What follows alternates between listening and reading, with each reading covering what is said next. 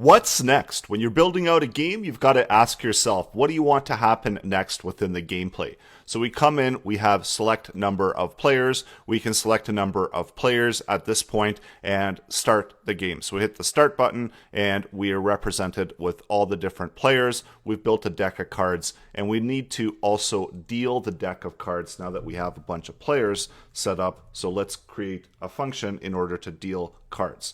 And I also want to pass in a value in here. So this is going to be the first player that's going to get the card. And the first player that we want to retrieve the card is going to be player 1, but within the array, they're going to be the first character there. So that's going to have an index value of 0. So that's why that one is passing in 0.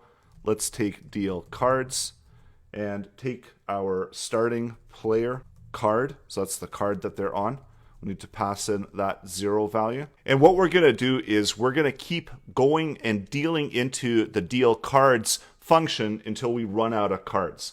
And then once we run out of cards, then that means that the deck of cards has been dealt. So let's take our player card value and we're going to pass in a ternary operator here, checking to see if the value of player card is greater than or equal to the player's length. And remember, players was that array that we created in the last one.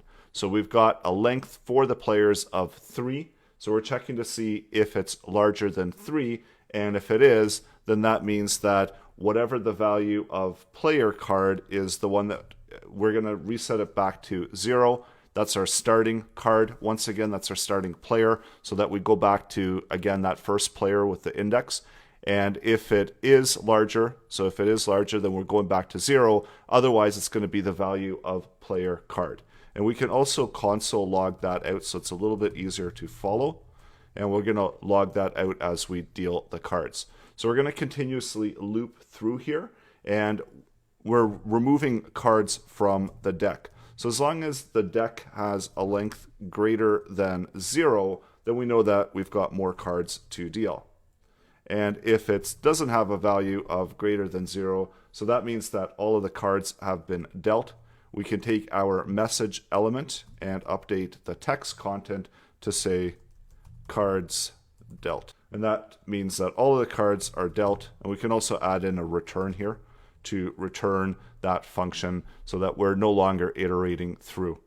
So next, what we need to do is we need to loop through here. So this isn't going to do a whole lot quite yet. So we see that we've got all the player stuff that we did last time. And as we're looping through, we're outputting that player card value. So we've got player card, and there's not a whole lot of information there that we have available to us because we're only dealing the cards once.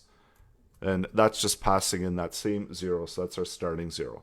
So now is where things get interesting, where what we want to do is we want to get a random index value from the deck of cards so that we're not taking always the top card. We're actually going to be, the way we're dealing this is we're actually selecting one of the elements randomly using math random and then math floor from our deck of cards, and then we're going to remove that.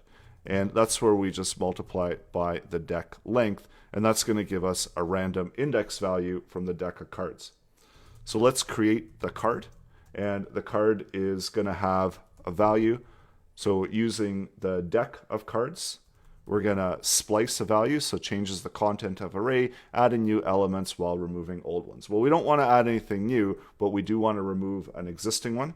So our existing one is available at random index, and we only want to remove out one card. And because this is going to be an array that's going to be returned back, we only want the first item that's available in the array. So now if we do a console log of card, you're going to see that just after that 0, we have a card that was randomly picked. So the first card that we're dealing is the Queen of Diamonds. Its value is 11. So this came when we built the card. So that's all the card information. So next thing that we want to do is take our deals array, and depending on what player card we're on, and remember this is that array that we constructed in the last one, we're setting up the players, and we added in within deals just empty arrays. So that built out the array structure. So now we can use the player card to get the index of which array we want to add this in. So we're pushing the card into the array, basically. And if we output deals, so now we don't have to output card, and if we output deals, you can see that within deals, we've got our first player has a first card in their array of cards that they have.